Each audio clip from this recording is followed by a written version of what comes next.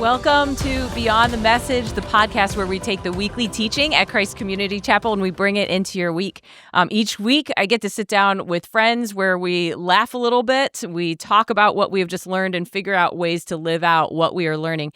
If you did not get to hear the message, you want to make sure you go and listen to that first, and it is a great one this week. We get to hear from Pastor Larry Osborne, and so drop down to the description where you'll find a link to the message, watch it, and then come back over here and join in on the conversation. Today, I am joined by Brooks Montgomery and by Jimmy Cozy, and then by Pastor Larry Osborne, which is amazing. We're so thankful to have him with us to share a little bit about what, again, we got to hear this week, which was a great teaching. So welcome, guys. Thanks. It's great to be here. Yeah. To start things off, though, I have a question for you, a little bit of an icebreaker to get things going.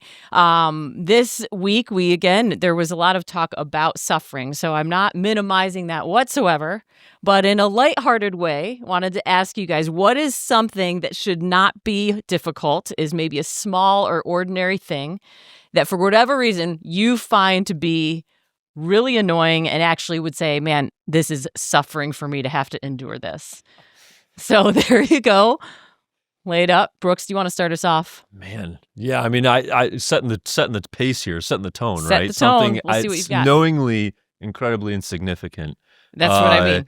First world Toll problems. roads drive me crazy. Like my level of how much farther I will drive to avoid paying like a quarter to go through a toll booth is at an unhealthy level. So is this about Is this about the about finance? the money, No, or no, is no, it about it's the about- inconvenience of having to stop? No, Or I the feel, philosophy of a toll road. That's it. It's like I a feel troll's like under the bridge, and That's- they're taking your. as an treasure. American, it's like As an American. dropping a booth in the middle of the freeway, putting a gate that That all of sounds a like sudden the you're most demanding American money thing from I could me. possibly think. I of. don't know. This It's question is capitalism. kind of aiming at that. So don't philosophically, I have an issue with know. it, and even though it's 50 cents every time, I make a comment every single time I go through a toll booth. I know it's absurd, but that's my answer. Okay. Anybody? I really don't like it when I have to choose a restaurant to go to Ooh. lunch. Like, Okay, this is funny for me on a lot of levels, well, Jimmy, because please show me all the levels. Yeah. because you first of all you have a go-to restaurant Yeah, for lunch I that you do. choose all the time. Do you know why though? It's so that the choice is it's done. I don't have to. You don't have to think about it. I don't you have to just- think about it. It's just like, hey, That's we're suffering this is- for you. Suffering. I'm sorry, Jimmy. This is your icebreaker. I You know, asked the okay. question. You said second is when people use salted butter in their food. We know, and this has become quite the thing. Okay, do you have anything for us, Larry? Oh, probably when I have to sit through some sort of a meeting where people do boring reports that no one is listening to. Man. And you're supposed to sit there as Yes. if you're interested. I have no poker face, like absolutely zero. Yeah. To the point, sometimes as a leader, it gets me to, I'll roll my eyes unconsciously with on a 1 to 10, a 2. And people go, oh, that must have been an 8, Right, that type right. of thing, because I just have no poker face. Like unmatched. So when I'm I in get those that. things, it's just people looking at me like, is this guy going to die on us right now? I was worried you were going to say when you're sitting on a podcast and there's an That's what I icebreaker. thought you that, were going to like, do. I You're was like, oh when boy. people ask silly icebreakers at the beginning It of feels a like podcast. suffering. When somebody on a podcast asks me at the close, what is the one thing we didn't talk about we should, or what is God teaching you? I just go, oh Well, my good. gosh. I know what not to do Do, at the do, end of do, do. it. And that's the end of the episode. I Thanks am for going to watching. tell you what's he Tune in teaching next you. week for Beyond Yeah. the Message episode. Yes, we go.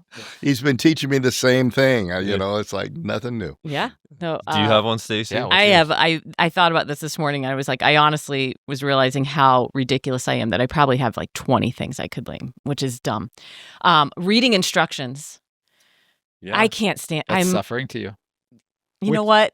Picking a restaurant was for you, so let mine be reading instructions. What is reading instructions? I'm not familiar with that. Exactly. That's what I'm saying. So if I have like to, building because- something. Oh, Okay. I'm horrible at it, but So that's probably why. So I don't do you like to read. usually get it right Nope, when you I build just stuff? take- So the well, suffering of No, I probably most of the time get it, like you're choosing whatever I'm a putting different together. suffering. That's all. That's why God invented YouTube, so life is good now.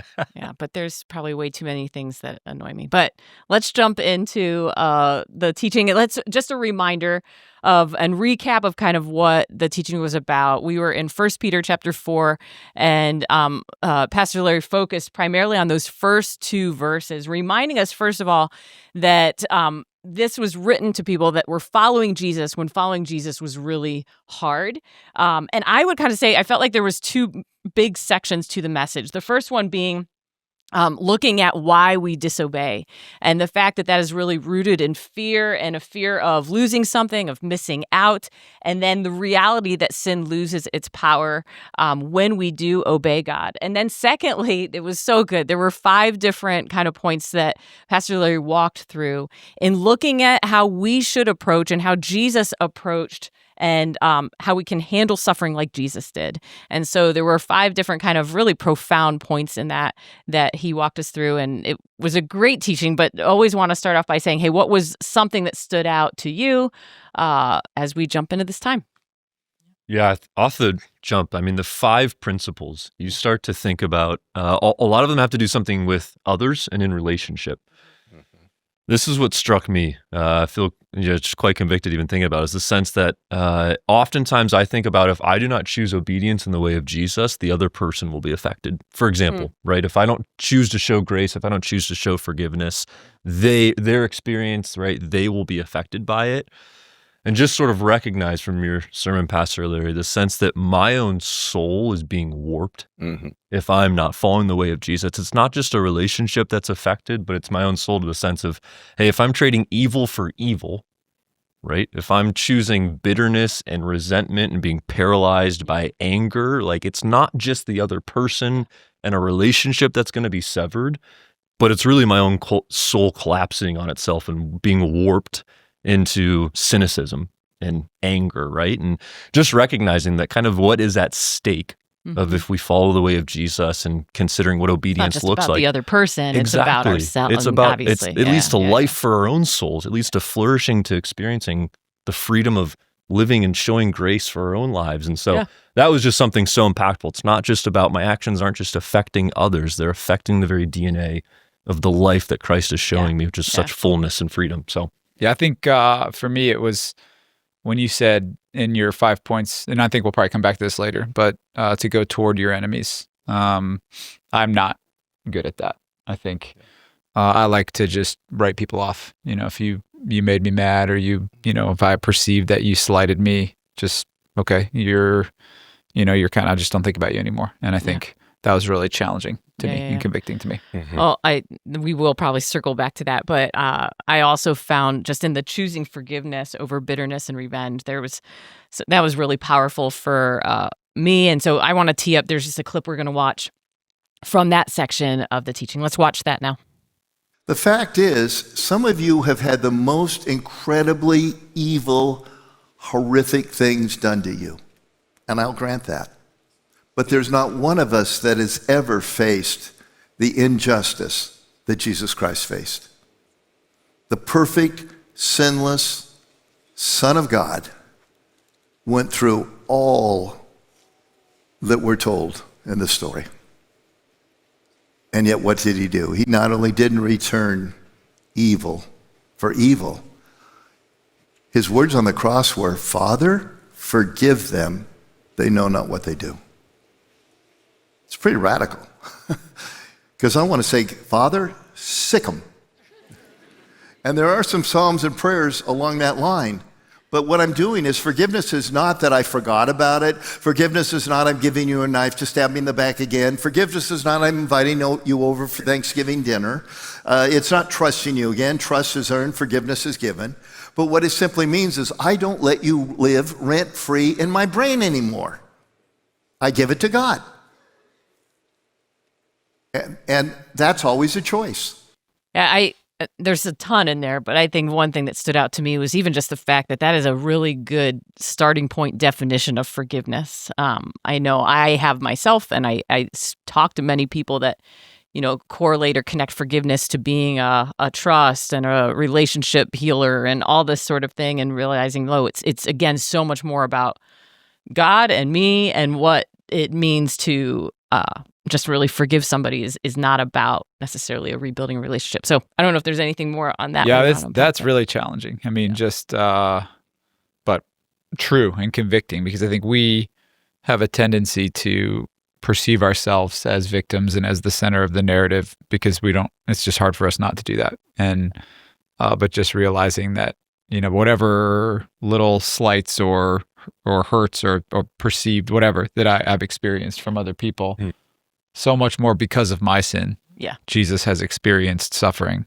Yeah. Basically at my hands via the wrath of God. So it's ridiculous for us to not forgive others. Yeah. I think one of the reasons we have a hard time forgiving is because we don't have a biblical definition. Lots of people think, well, if you forgive me, you'll trust me. Right. In fact, people who have been the one that violated trust often say, you haven't forgiven me because you're not trusting you don't trust me me. again. Yeah. Well, I don't trust a stranger who says, hey, give me your wallet or your iPhone or whatever it would be. You earn trust. That's right. And the idea that it's forgetting. The scriptures talk about God forgetting our sins. Yeah. And what that means biblically is that Hebrew and Greek concept is not responding to, not that he doesn't remember. So if God, That's really good. you've heard that, he'll, you go back and confess a second time, God goes, I don't know what you're talking about. Yes, he does. Yeah. Otherwise, I know things he doesn't know. I Right, know about and that's- David's sin. I can go on through the list. And it says, for instance, he remembered Noah. That doesn't mean he was up there and going, oh my gosh, we left the water on. It means he turned his attention back to. Yeah. And the moment that I think, well, somehow I don't remember the event and I trust you, of course I'm going to not forgive even in the biblical sense because I'm going to go to 100% protection mode. Right. Instead of, no, God, you're my protector. That's right. Yeah. You're the one who makes sure they don't get away with it, not me. Yeah. No, that's so good. That's good. Well, to back up to the kind of front part of the message, you talked a little bit, Pastor Larry, about why we disobey and that there's moments we know the right thing to do and we don't do it. And then there's times we know the wrong thing to do and we do it anyway. And we've heard you talk a little bit about this kind of dimmer switch principle and wanted to see if you could just share a little bit about that for us to connect these two things. Yeah, the basic principle is when we obey the light we have, we get more light. We disobey the light we have, we get less. Okay. And I call it God's dimmer switch. In the book of Proverbs, the path of the righteous is like the rising of the noonday sun. Your early morning vision or your night vision is like your peripheral vision. You have no color and you have no depth perception. But as the sun goes up, you see things better. One year, as a young kid, we'd go to Yosemite National Park every year. And very early in the morning, probably 5:30, something like that, I'd gotten up early from where we were camping to go to the restroom. And anybody who's been to Yosemite know it's, all the granite everywhere, little rocks. And so little kids jump from rock to rock, that whatever. And there was one about 10 feet away. And I was going to kind of step on that. And then it moved. It was a little bear cub that had been laying down. Oh, wow. And scared the daylights out of me. I didn't have to go to the restroom anymore. Yeah, you did. I was like, I'm fine. But to me, that illustrates what I mean. That your walk with Jesus at the beginning, there's all kinds of things you don't get. Right. Sometimes more mature Christians want us to get everything right away, and it's like, back off. They'll get there. But that would have never happened at 10 a.m. It would never happened at noon because as the sun got brighter and brighter, my ability to see with clarity got brighter and brighter. And of course, in Romans 1, I think it's verses 18 to 32, you have the downward cycle of a whole culture, not an individual. It says what happens when we ignore what God has told us to do. Correct. We know we're supposed to do or not do. And over it says, therefore God gave them over. Yeah. If you want an idol, you get an idol. If you want this, you're going to get that. Yeah.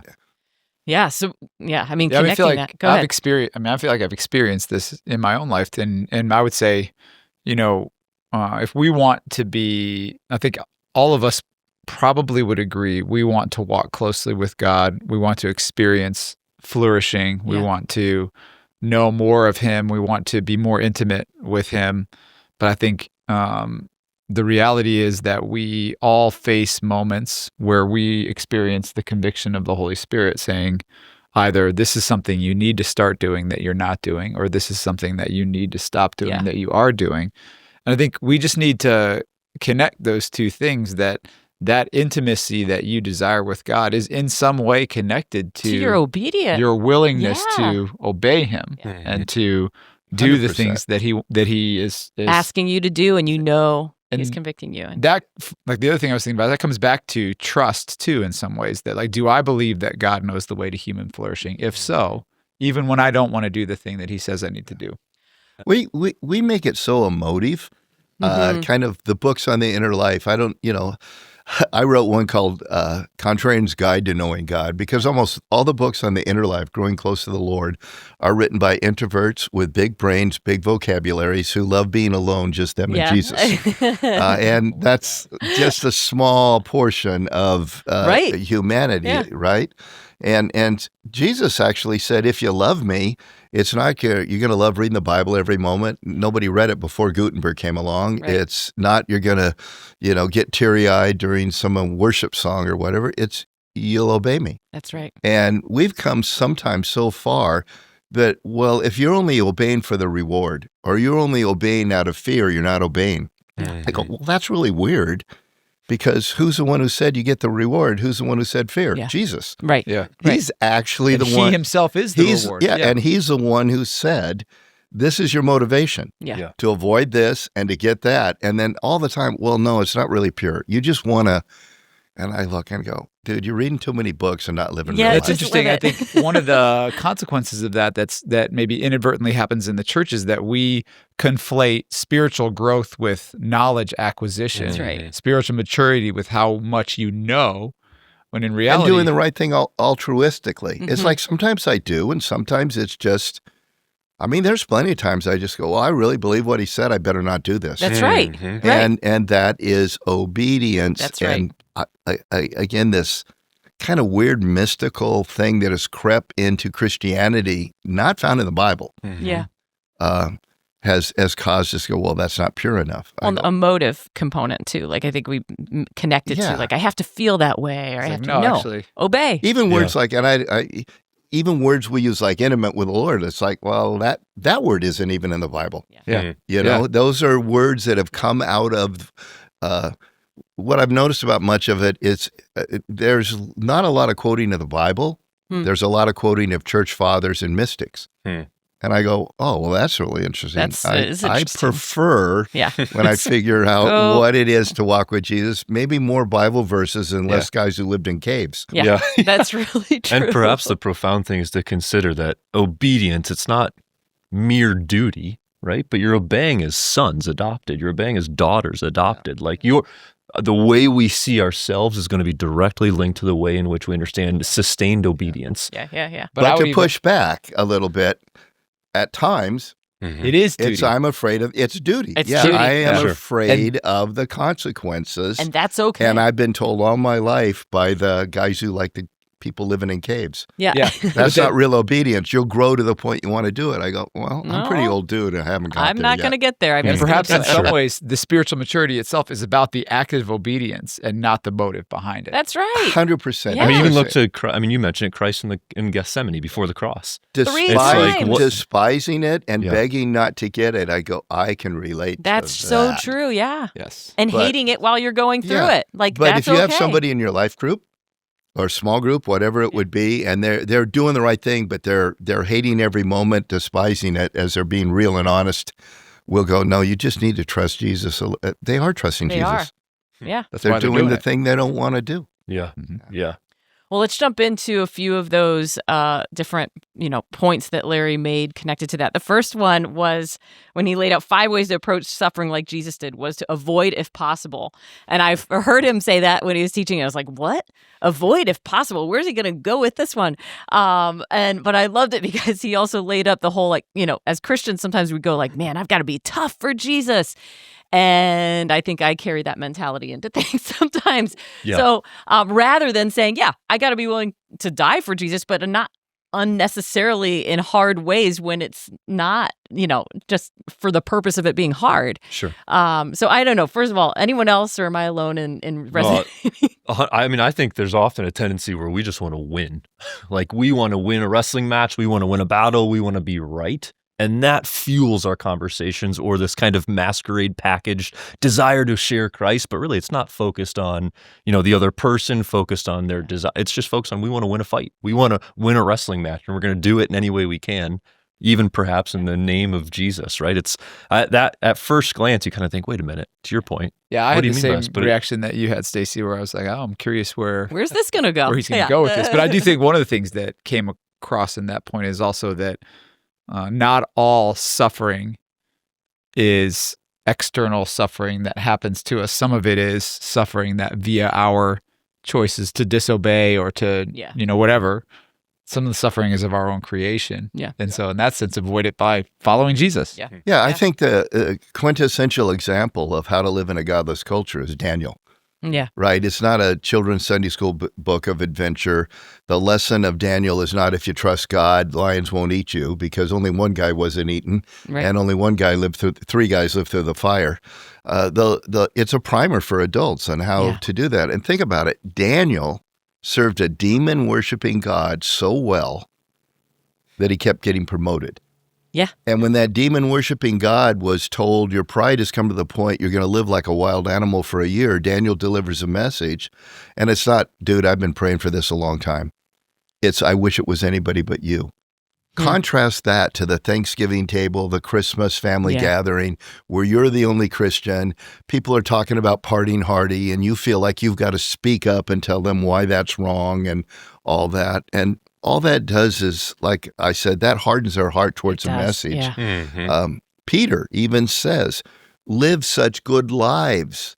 Right? You answer when asked, live such good lives that when God comes, they'll glorify him, which means they've turned around like Nebuchadnezzar did, Right. declaring the God Most High as the God Most High.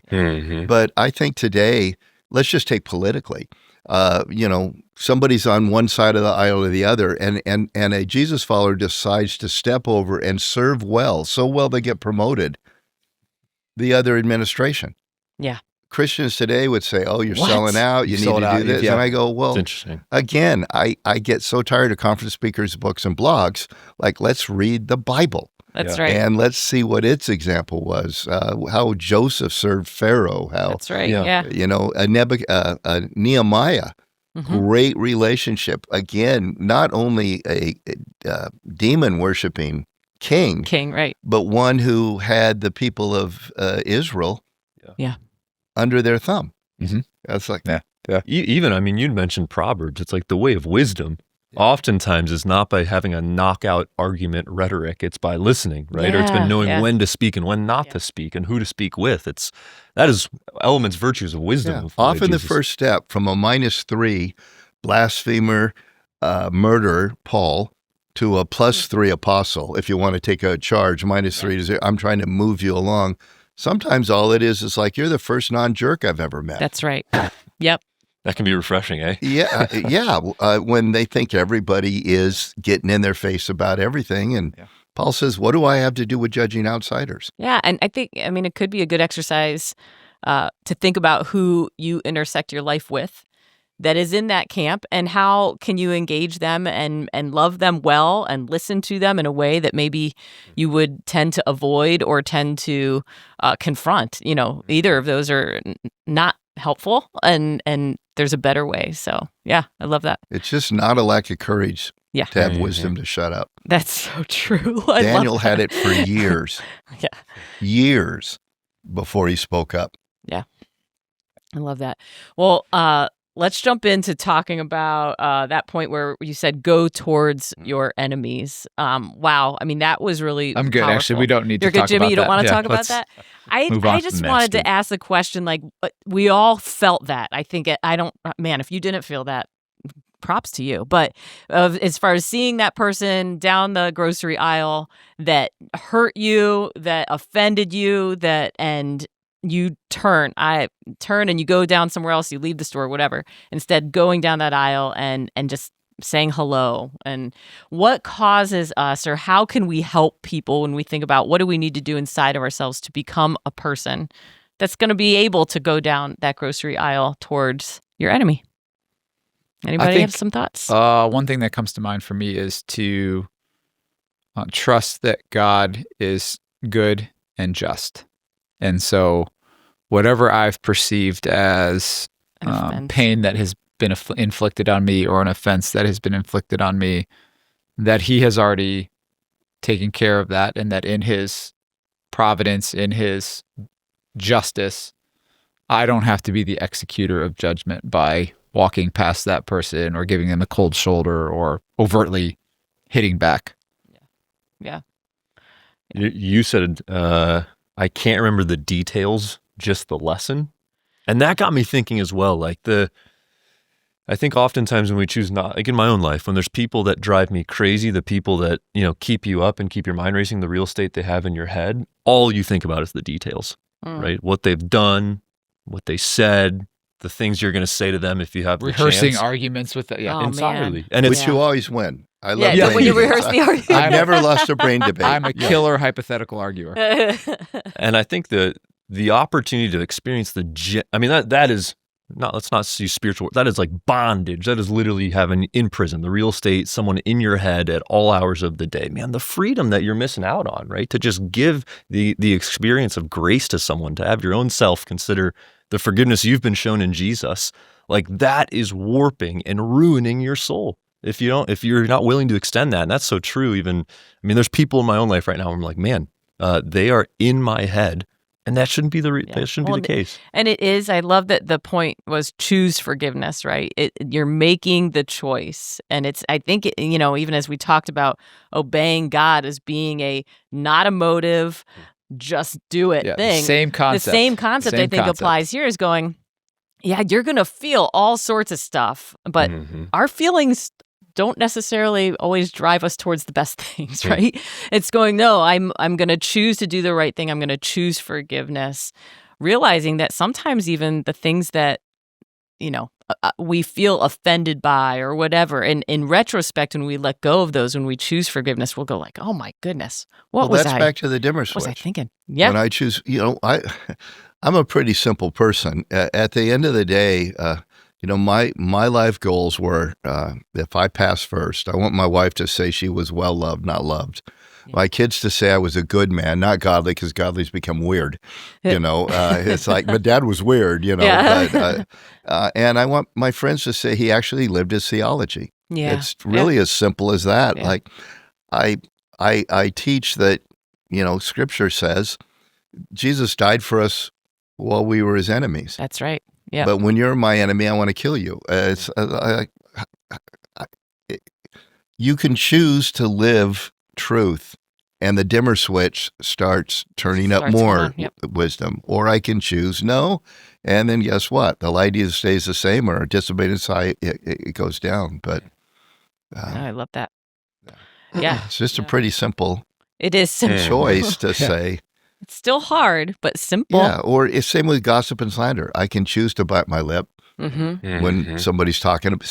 What hits you? Somebody's talking good about somebody that hurt you. You want to do something to let them know, no, you don't know what the person's like. And it's like, man, every epistle has something about gossip and slander. Bite my stinking lip. Have I come to the point where I like saying nothing? No. I get in the car and I say it out loud to myself. No. Yeah. But I love, just to kind of wrap things up, I love, towards the beginning, if I'm remembering this right, you pointed out that, when you go through the valley and if in choosing obedience, you come out on the other side and you realize that you can handle it and it wasn't as bad as you thought it was. And that is true, whether it's approaching your enemy in a grocery aisle, whether it's doing the difficult thing you need to do and don't want to. Take that step, obey God, whether you feel it or not. And again, I think, you'll see on the other side of that you can handle it, you can do it. Well, just to wrap things up, I don't know if just for a moment, if you want to share, your last point was about finishing the race or keeping your eyes on the finish line. And you said no pain, no gain. That is discipleship. It's not a cliche, and went to Hebrews 12:2. And I didn't know if you could just unpack that real quick again, as you kind of did in your message, just as we think about closing things out. So, sometimes I'll speak on this and have somebody come up afterward and go, oh man, I've been living there a long time. How can I overcome it? Yeah. And it's like, you didn't hear the point. He endured the cross. That's right. Right? For the joy set before him later on, and despised the process. And I go, well, that's where you are. Yeah, but I've been there for 8 years. You might be there all your life. Yeah. The joy set before you is our eternity with the Lord. That's right. I love Hebrews where you've got all the winners because they trusted God enough to do what he says. In the end, he goes, oh, by the way, there's all these losers. That's it. They were sawn into, they lived in caves, they ran for their entire life. Yeah. And then he says, and they were both commended for their faith. Yep. And received, he said, those who got the victory on the front end received their victory together with those who lost. The victory wasn't this earthly thing. That's an hors d'oeuvre. The victory is heaven. Kind of finish this out with one of my favorite passages is 1 Peter 5, where he is talking to leaders, and he says that you'll receive the crown of glory when the chief shepherd appears. Okay. He hasn't appeared yet. Yeah. We think it heaven. No, he actually says when Jesus returns, and until then you don't get it. So 2,000 years later, Peter ain't still got his reward. Okay, Yeah. He's not enduring and despising the shame anymore. Correct, But to me, keeping my eye on the finish line doesn't mean, okay, 3 months from now it's over. It might be done in 3 hours, or it might be a lifetime. Yeah. And until we learn to teach and understand that's the truth, we all have this point at which we begin to go, well, God, you haven't come through. Now it's time to call an audible. That's right. Call the audible, right? Yeah. No, I love that. Well, there is so much here I think we can take away. So find something this week. I know I will, that I can kind of live out, apply, or try. And again, whether it's thinking about the people in your life you interact with, all sorts of things. But I really appreciate this conversation. Thank you so much for being with us, Pastor Larry. It's been just a joy, and to you too as well, Jimmy Brooks. Glad you're with us. Thanks, Stacy. Thanks. Thanks so much for tuning in to Beyond the Message. Before you go, just make sure to subscribe so you don't miss out on any content in the future. And also, we have content for you all week long on our CCC app, YouTube channel, or even on our website so that you can grow where you are all week long. Share that with friends and with family. Until next time, we'll see you soon.